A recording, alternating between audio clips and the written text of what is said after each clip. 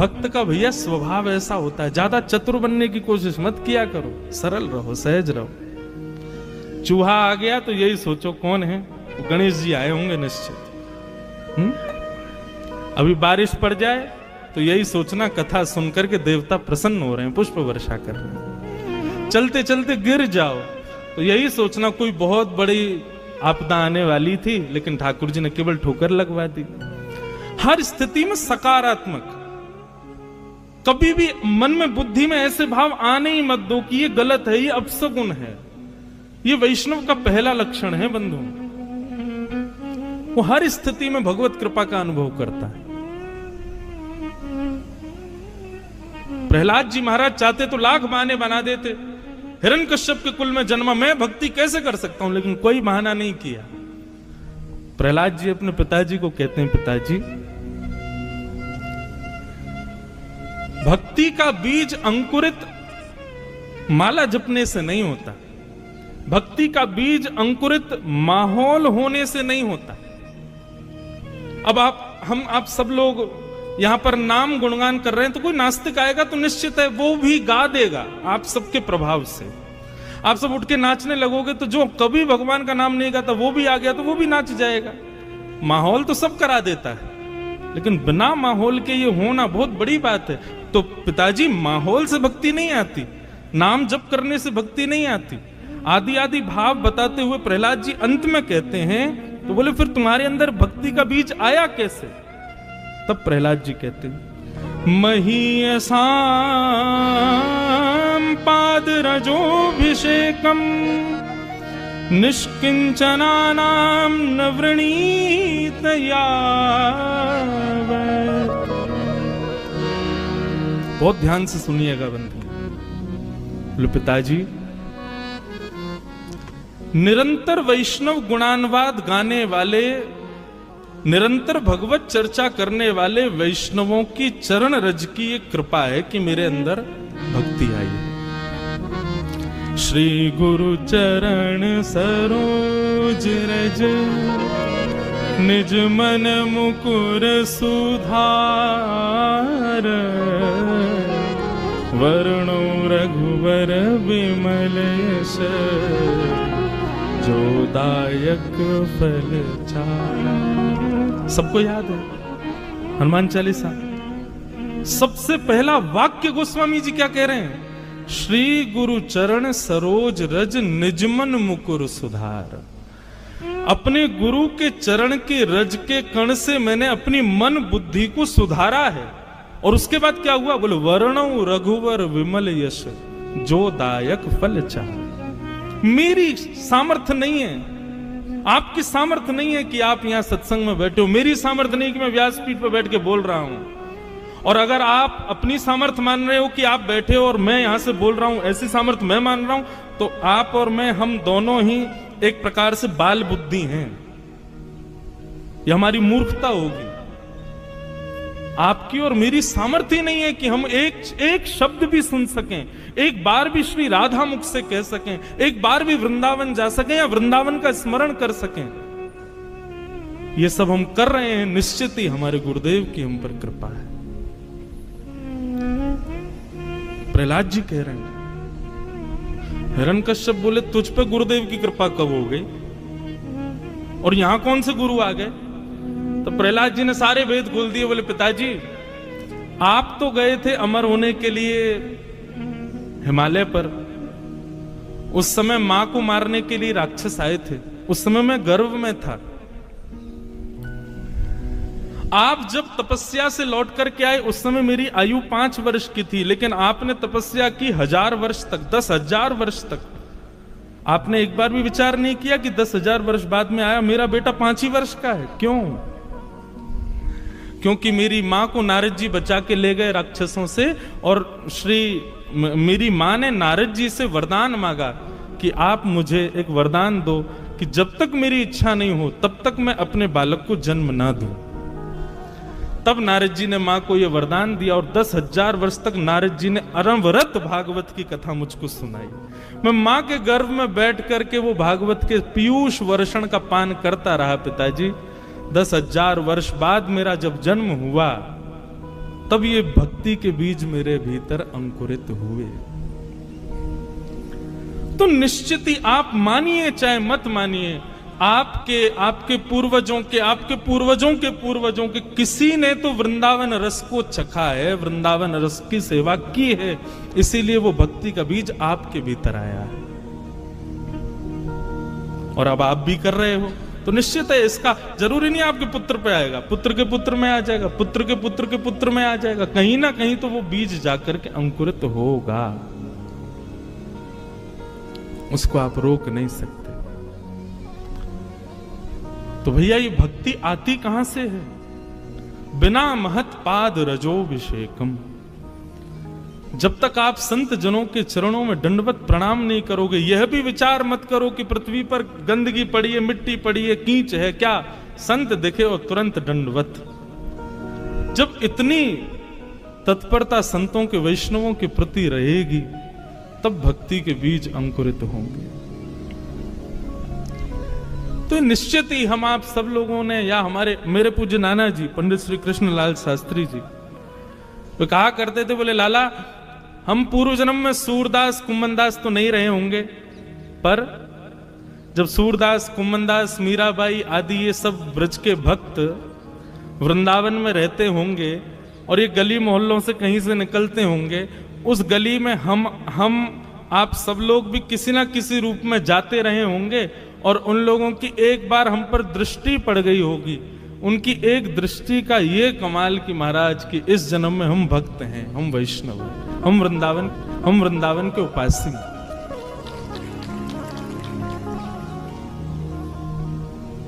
एक गुरुवाणी सुन रहा था मैं, चरण कमल तेरे धोए धोए पीवा मेरे, सदगुरु दीन दयाल।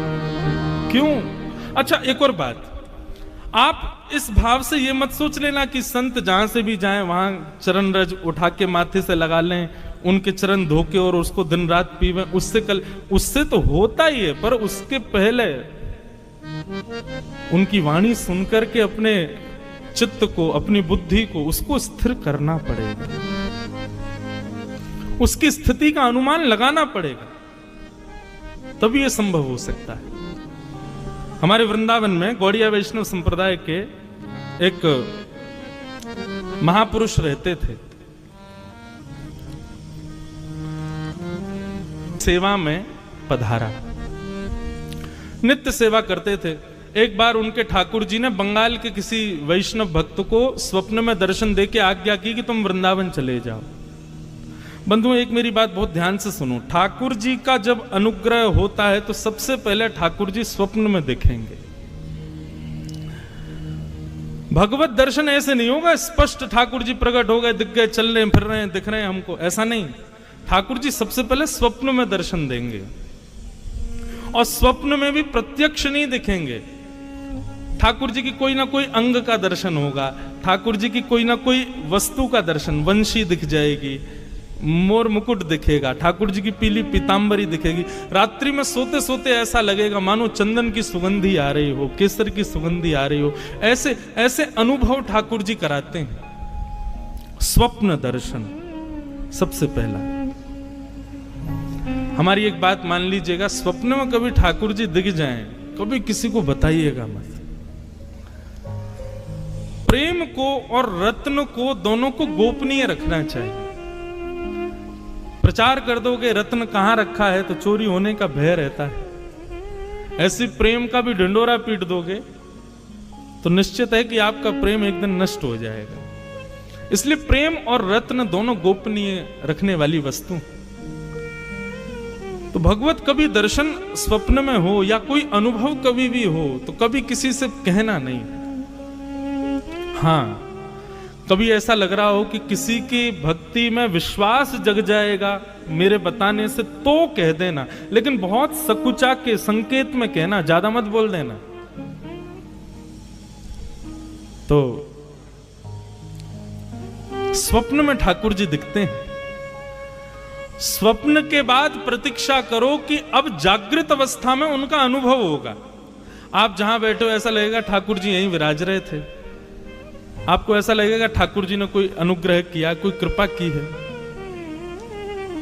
तो पहला स्वप्न दर्शन, दूसरा अनुभव दर्शन और तीसरा होगा प्रत्यक्ष दर्शन। ठाकुर जी दिखे ही जाएंगे, सामने ही खड़े हो जाएंगे। बहुत लंबी दूरी है भैया हमारी और ठाकुर जी की, थोड़ी नेक समीप करनी है।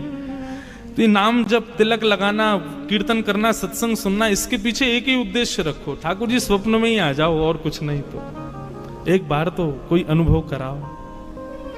तो बंगाल के एक भक्त को ठाकुर जी ने स्वप्न में जाकर के कहा कि तुम वृंदावन जाओ, हम तुम्हारी भक्ति से बड़े प्रसन्न हैं, और वहां एक गौड़िया वैष्णव बाबा रहते हैं, उनके यहाँ मदन मोहन जी की सेवा है, तुम वहां जाकर के उनका अनुग्रह स्वीकार करो। बंगाल से वो व्यक्ति वृंदावन आया, सत्य घटना है। वृंदावन आकर के उसने बाबा जी का परिचय पूछा, उनके पास गया, जाकर के उसने ये नहीं कहा कि ठाकुर जी ने स्वप्न में आज्ञा की है। भक्त का ये भी स्वभाव होता है, वो अपने ऊपर होने वाली कृपा का प्रदर्शन भी नहीं करता। एक बात से बचिएगा, भक्ति में प्रदर्शन की स्थिति नहीं आनी चाहिए। हम सबको दिखाएं कि देखो हम भक्त हैं, नहीं, ऐसा भी नहीं होना चाहिए। अपनी भक्ति को जितना हो सके गोपनीय रखो, छुपाओ। इस भक्ति की प्रणालिका को कहते हैं अंतर्निष्ठ भक्ति। जैसे एक प्रकार से आज की भाषा में कहूं, हमको कोई प्रिय लगता, हम किसी से प्रेम करते हैं, लेकिन कभी कहा नहीं है? लेकिन कई लोग होते हैं, अरे कह दो, कहने में क्या जाता है, बता दो कि तुम प्रेम करते हो। लेकिन कई लोग, प्रेम ज्यादा प्रिय कौन सा लगता है? जीवन भर प्रेम किया लेकिन कभी कहा नहीं, ये प्रेम ज्यादा अच्छा माना जाता है ना। ठीक वैसे ही ठाकुर जी के हम पर कितनी कृपा हो रही है, हमारी भक्ति कितनी, इसका ज्यादा प्रदर्शन नहीं होना चाहिए। उसको जितना हो सके गोपनीय रखो। तो आकर के बाबा के चरणों में प्रणाम किया। उसने नहीं बताया कि ठाकुर जी ने स्वप्न में आज्ञा की कि तुम वृंदावन जाओ। बाबा ने कहा, कहो कैसे आए? बोले, बाबा ब्रजवास करना है, आप अपने चरणों में हमको रख लो। अपनी गुरु प्रणाली बताओ, अपने दादा गुरु, परदादा गुरु, परदादा गुरु के नाम बताओ। आजकल ऐसा नहीं होता है। आजकल यदि पहले बंधुओं दीक्षा तभी देते थे, दीक्षा देने के बाद में आपका नियम होना चाहिए कि गुरु का नाम, दादा गुरु का नाम, परदादा गुरु का नाम, हमारे गुरु परंपरा में वस्त्र कैसे होते हैं, नाम जप कैसे होता है, प्रसादी कब होती है, गुरुओं के उत्सव कब होते हैं, ये सब गुरु प्रणाली में पूछे जाते थे। आजकल किसी को नहीं पता होते। लेकिन कोई बात नहीं, आप अपने गुरु को ही जानते हो, यही बहुत है। तो बाबा ने पूछा, अपनी गुरु प्रणाली बताओ। उसने कहा, बाबा मुझे गुरु प्रणाली तो नहीं पता। बोले, गुरु प्रणाली नहीं पता? कहीं लिखी होगी, गुरु ने लिख के? बोले, है, पर वो तो मेरे घर बंगाल में ही रह गई है, अब मैं तो इतनी दूर से आ गया बाबा। बाबा ने थोड़ी देर तो उनको प्रवचन सुनाए, थोड़ी देर बोलने के बाद बोले, वापस जाओ, गुरु प्रणाली जब तक नहीं लाओगे तब तक हमारे यहां नहीं रह सकते। पहले परंपरा बताओ तुम्हारी कैसी है। गुरुजन भी अपनी सिक्योरिटी रखते थे। इससे यह भी पता चल जाता था कि वैष्णव वास्तव में वैष्णव है कि नहीं। कहीं ऐसे तो नहीं बस लगाए तिलक फोटा चले आए। गुरु आज्ञा हो गई कि वापस जाओ, गुरु प्रणाली लेके आओ। उस समय मथुरा में स्टेशन नहीं था, हाथरस से रेल पकड़नी पड़ती थी। सोचो कितनी पुरानी बात। बेचारे गुरु आज्ञा मान करके वृंदावन से हाथरस निकल गए।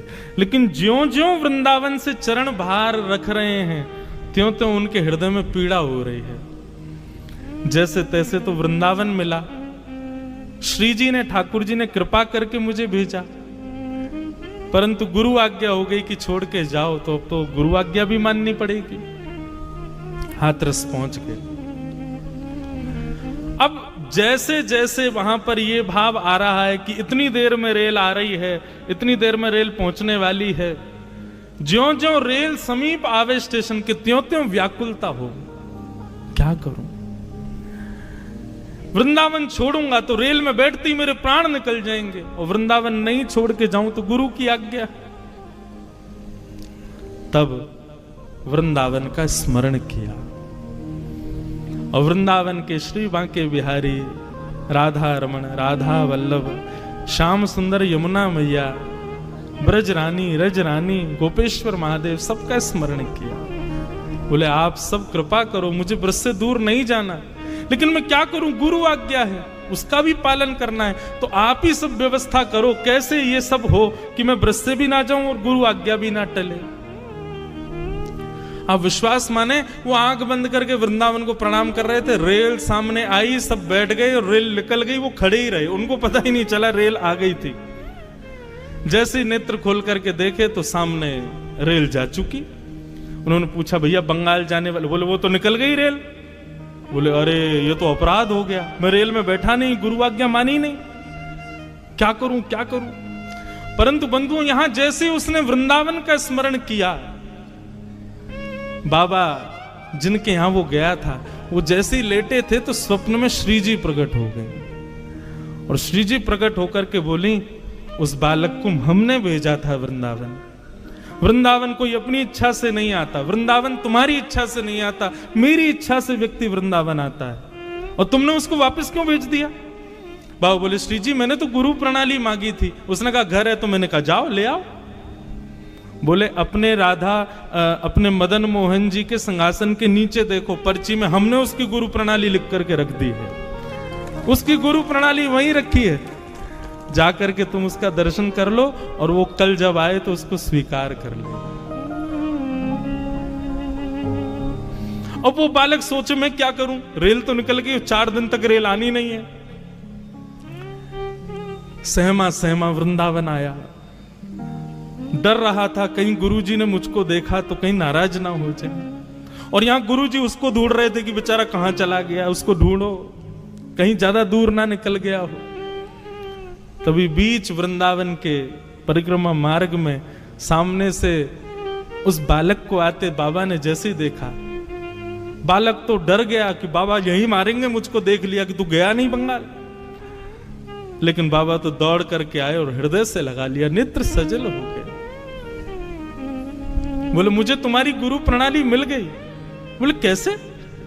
बोले कैसे क्या बताऊं, श्री जी लिख करके देके गई अपने हाथ से तुम्हारी गुरु प्रणाली, ताकि तुम्हारा ब्रज ना छूटे, तुम्हारा वृंदावन ना छूटे। ऐसे कृपालु हमारे बंधुओं, मैं आजकल अपनी कथा में कहने लगा हूं, हमारे वृंदावन के 5 पंचायतन हैं। हमारे वृंदावन बिहारी लाल जी के चरण सेवक यहां विराज रहे हैं, इनके सन्मुख अनुग्रह करके कहूं, और ये मोहर लगाएंगे मेरी बात पे, हम लोग वृंदावन जाते हैं और वृंदावन जाते ही सीधे बिहारी जी जाएंगे, राधा वल्लभ जी जाएंगे, राधा रमन जी जाएंगे, नहीं। वृंदावन के कुछ नियम है भैया। स्कूल में सीधे क्लास में नहीं जाते, पहले प्रेयर करो, प्रेयर करो, फिर उसके बाद प्लेज करो, प्लेज करने के बाद अपने नाखून दिखाओ, शूज दिखाओ, ड्रेस दिखाओ, सब चीज से जब टीचर्स देख लेंगे कि हाँ तुम स्कूल यूनिफॉर्म ठीक से पहन के आए, सब तब क्लास में एंट्री मिलती है ना। ऐसे वृंदावन के 5 पंचायतन हैं। वृंदावन जाओ, अब की बार जब वृंदावन जाओ हमारी कही बात मान करके जाना, आपसे निवेदन कर रहे हैं। सबसे पहले वृंदावन की सीमा में प्रवेश करते ही देखो, हमारी वृंदावन की प्रणाली का आप फॉलो करते नहीं हो, बिहारी जी स्वयं करवा रहे हैं। वृंदावन जाते ही गाड़ी से उतरो, पहली बैरिकेडिंग गाड़ी सबको छोड़नी ही पड़ती है, वीवीआईपी घुस जाते हैं भीतर, बाकी सामान्य लोग तो गाड़ी लेके जा ही नहीं सकते। तो वृंदावन जाओ, सबसे पहले वृंदावन में, वृंदावन की सीमा में जाते ही गाड़ी से उतरते ही सबसे पहले वृंदावन की रज को माथे से लगाओ, पहले रज को प्रणाम करो, उसको धूल नहीं, मिट्टी नहीं, ये तो बोलना ही नहीं चाहिए, ये बोलना अपराध है, वो रज रानी है। सबसे पहले रज को माथे से लगा, रज माथे से लगाने के बाद ये हो गए प्रथम पंचायतनों में, प्रथम है वृंदावन में, पहले रज को प्रणाम। रज को प्रणाम करने के बाद फिर वृंदावन में प्रवेश करते समय जितने वृक्ष वल्लरी आपको दिखाई दें उन सबको प्रणाम करो। जिन जिनको देख पाओ, जिन पर दृष्टि ना पड़े कोई बात नहीं, लेकिन जो तुम्हारी दृष्टि में आ जाए उनको प्रणाम करो। श्री हरिराम व्यास जी, नाम सुना है? हरिराम व्यास जी, वो तो वृंदावन में जाते और वृंदावन के वृक्षों को गले से लगा के कहते, वृंदावन के रूख हमारे माता पिता गुरु बंधु। वृंदावन के दूसरे पंचायतन है वृक्ष, कुंज निकुंज। हमारे बांके बिहारी जी का मूल नाम कुंज बिहारी, क्यों? कुंजों में ही रहते हैं, वृक्षों में ही विराजते हैं, वृक्षों के नीचे ही विराजते हैं। तो ये सामान्य वृक्ष नहीं है बंधु।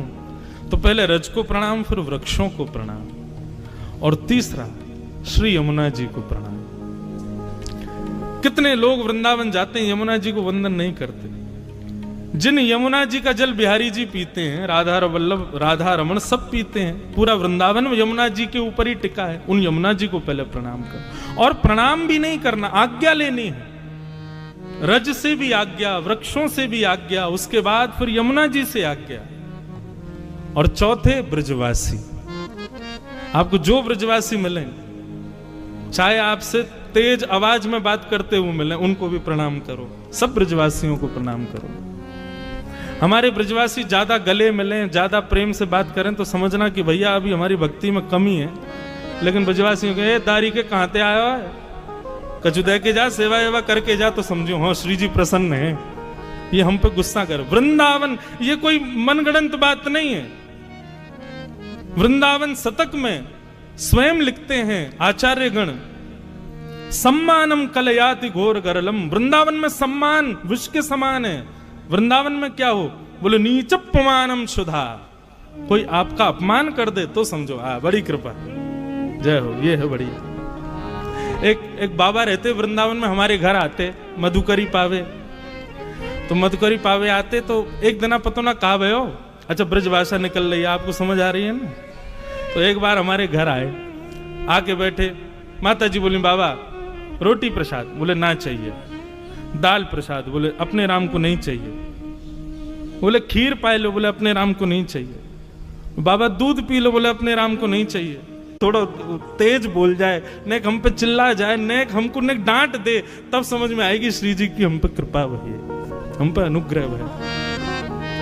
तो वृंदावन में पहले रज से आज्ञा, फिर यमुना जी से, फिर वृक्षों से आज्ञा, फिर यमुना जी से आज्ञा, चौथे ब्रजवासियों को प्रणाम। ब्रजवासी बहुत प्रिय हैं बंधु। जगन्नाथ जी का कभी आपको यदि चरित्र पढ़ने को मिले, जगन्नाथ जी की कोई कथा, मैंने एक जगह पढ़ा, मेरे नेत्र इतने सजल हो गए कि जब प्राचीन भारत में जब इतने साधन नहीं होते थे, तो लोग बाग जब चारधाम यात्रा करते थे, कोई ब्रजवासी यदि जगन्नाथपुरी जाता था, महीनों लगते थे पहुंचने में। तो श्री जगन्नाथ जी अपने स्थान पर खड़े खड़े आज कुछ ज्यादा ही प्रसन्न दिखाई दे रहे हैं। तो पुजारी गण पूछते, जय जय आज बड़े प्रसन्न हो। तो ठाकुर जी स्वप्न में आज्ञा करते, बोले सुनो, कल ना 4 लोग वृंदावन से आ रहे हैं, एक नंदगाम ते आ रहा है, एक गोवर्धन से आ रहा है, उनके लिए उचित व्यवस्था करो भैया, उनके लिए बढ़िया सुनो सामग्री की तैयारी कर लेना, मेरे ब्रजवासी आ रहे हैं। और सुनो बाकी सबको तो दूर से दर्शन करा देना, पर ब्रजवासी आए ना, उनको गर्भगृह में लाके मेरे हृदय से लगा देना, मुझे बड़े प्रिय हैं। तो भैया ब्रजवासियों को देख करके यदि आपको ऐसा लगे कैसे बोल रहे हैं, कैसे चल रहे हैं, अरे देखो क्या कर रहे हैं, नहीं, ठाकुर जी के प्रिय हैं, जैसे हैं उनको प्रिय हैं। तो चौथी आज्ञा ब्रजवासियों से, और 5वीं आज्ञा हमारे वृंदावन में विराजमान देवादिदेव महादेव श्री गोपेश्वर महादेव, उनसे आज्ञा। गोपी प्रेम की, गोपी प्रेम की भिक्षा दीजे, कैसे हूँ मोहे अपनों कर ली। इन चारों से आज्ञा लेने के बाद गोपीनाथ बाजार में विराजमान श्री गोपेश्वर महादेव जाना, और वहां झोली फैला करके ऐसे महादेव से मांगना कि हमको गोपी प्रेम दो। आप बस झोली फैला देना, और उसके बाद आप बिहारी जी दर्शन करने जाना। जब इन 5 स्थानों से आप आज्ञा लेकर के जाएंगे और बिहारी जी जाएंगे, मैं दावे से कह रहा हूं मंच पर बैठ के, आपका रोम रोम पुलकित हो जाएगा मंदिर में प्रवेश करेंगे। आज तक हजारों बार बिहारी जी गए, लेकिन अब की बार ऐसे जाकर के देखिएगा, क्योंकि अब की बार क्या होगा, जब इस प्रकार से जाओगे तो अभी तक तो बिहारी जी को आप देख रहे थे, लेकिन अब की बार बिहारी जी आपको देखेंगे। जब दिखेगा माथे पर ब्रजरज लगी है, जब दिखेगा ब्रजवासियों ने आज्ञा दी है, जब दिखेगा श्याम सुंदर यमुने मैया की कृपा से आए हैं, और जब देखेगा कि गोपेश्वर महादेव ने गोपी बना करके भेजा है, तभी तो ठाकुर जी निहारेंगे। हम सीधे क्लासरूम में घुसते पहले प्रेयर तो करो, पहले प्लेज तो करो, पहले यूनिफॉर्म तो अच्छे से पहनो। क्लासरूम क्या है? बोले बिहारी जी, राधा वल्लभ, राधा रमण, ये सब क्लासरूम है वृंदावन के, लेकिन पहले वहां की यूनिफॉर्म तो धारण करो। माथे पर रज हो, मुख में राधा नाम हो और हृदय में गोपी भाव हो, तब बिहारी जी देखते हैं, तभी बिहारी जी की कृपा होती है। और फिर जब इस प्रकार से जाओगे तो सब लोग बिहारी जी में जाके यही गाओगे। मीराबाई कहती हैं, लागे वृंदावन निको अली माने, लागे वृंदावन निको वन धाम की, ऐसो वृंदावन धाम। कृपा करें श्री जी।